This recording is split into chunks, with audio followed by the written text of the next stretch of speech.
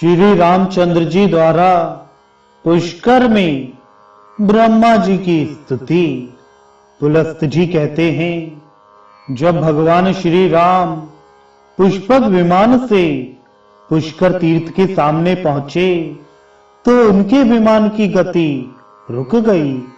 अब वह आगे नहीं बढ़ पाता था। तब श्री रामचंद्र जी ने कहा, सुग्रीव, इस निराधार आकाश में स्थित होकर भी यह विमान कैसे आबद्ध हो गया है? इसका कुछ कारण अवश्य होगा। तुम नीचे जाकर पता लगाओ। श्री रघुनाथ जी के आज्ञानुसार सुग्रीव विमान से उतरकर जब पृथ्वी पर आए तो क्या देखते हैं कि देवताओं, सिद्धों और ब्रह्म ऋषियों के समुदाय के साथ चारों वेदों से युक्त भगवान ब्रह्मा जी विराजमान हैं। यह देख वे विमान पर जाकर श्री रामचंद्र जी से बोले, भगवान, यहाँ समस्त लोकों के पितामह ब्रह्मा जी लोकपालों, वसुओं, आदित्यों और मरुदगणों के साथ विराजमान हैं। इसलिए पुष्पक विमान उन्हें लांघकर नहीं जा रहा है। तब श्री रामचंद्र जी स्वर्ण भूषित पुष्पक विमान से उतरे और देवी गायत्री के साथ बैठे हुए भगवान ब्रह्मा को साष्टांग प्रणाम किया। इसके बाद वे प्रणत भाव से उनकी स्तुति करने लगे।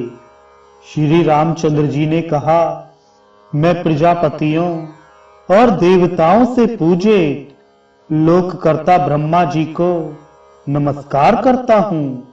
समस्त देवताओं, लोकों एवं प्रजाओं के स्वामी जगदीश्वर को प्रणाम करता हूँ। देव देवेश्वर, आपको नमस्कार है। देवता और असुर दोनों ही आपकी वंदना करते हैं। आप भूत, भविष्य और वर्तमान तीनों कालों के स्वामी हैं। आप ही संहारकारी रुद्र हैं। आपके नेत्र भूरे रंग के हैं।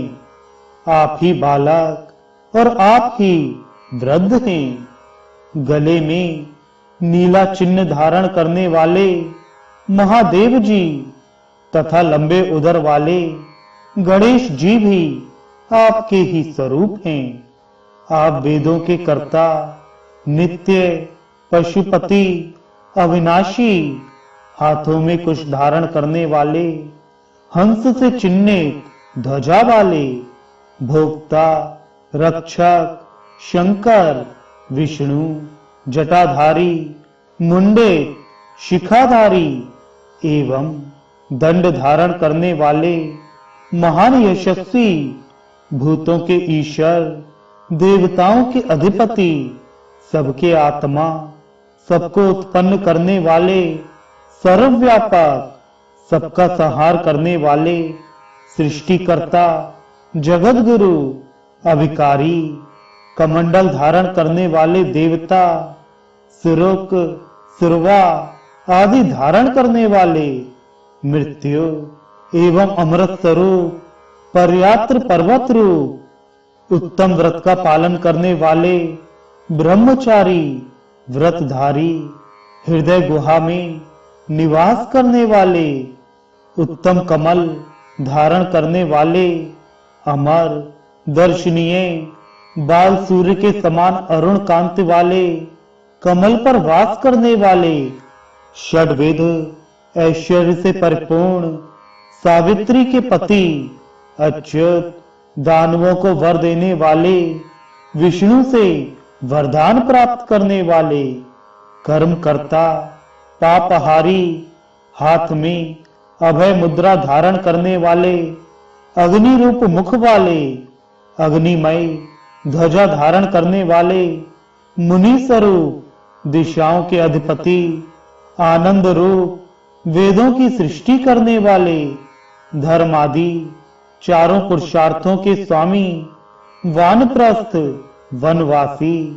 आश्रमों द्वारा पूजे, जगत को धारण करने वाले कर्ता पुरुष शाश्वत ध्रुव धर्माध्यक्ष विरूपाक्ष मनुष्यों के गंतव्य मार्ग भूत भावन ऋक साम और यजु इन तीनों वेदों को धारण करने वाले अनेक रूपों वाले हजारों सूर्य के समान तेजस्वी अज्ञानियों को विशेषतः दानवों को मोह और बंधन में डालने वाले देवताओं के भी आराध्य देव देवताओं से बड़े चढ़े कमल से चिन्हित जटा धारण करने वाले धनुर्धर भीमरूप और धर्म के लिए पराक्रम करने वाले हैं। ब्रह्मवेत्ताओं में श्रेष्ठ ब्रह्मा जी की जब इस प्रकार स्तुति की गई तब वे विनीत भाव से खड़े हुए श्री रामचंद्र जी का हाथ पकड़कर बोले, रघुनंदन आप साक्षात श्री विष्णु हैं। देवताओं का कार्य करने के लिए इस पृथ्वी पर मनुष्य रूप में अवतीर्ण हुए हैं। प्रभु आप देवताओं का संपूर्ण कार्य कर चुके हैं। अब गंगा जी के दक्षिण किनारे श्री वामन भगवान की प्रतिमा को स्थापित करके आप अयोध्यापुरी को लौट जाइए और वहां से परम धाम को सिधारिए। ब्रह्मा जी से आज्ञा पाकर श्री रामचंद्र जी ने उन्हें प्रणाम किया।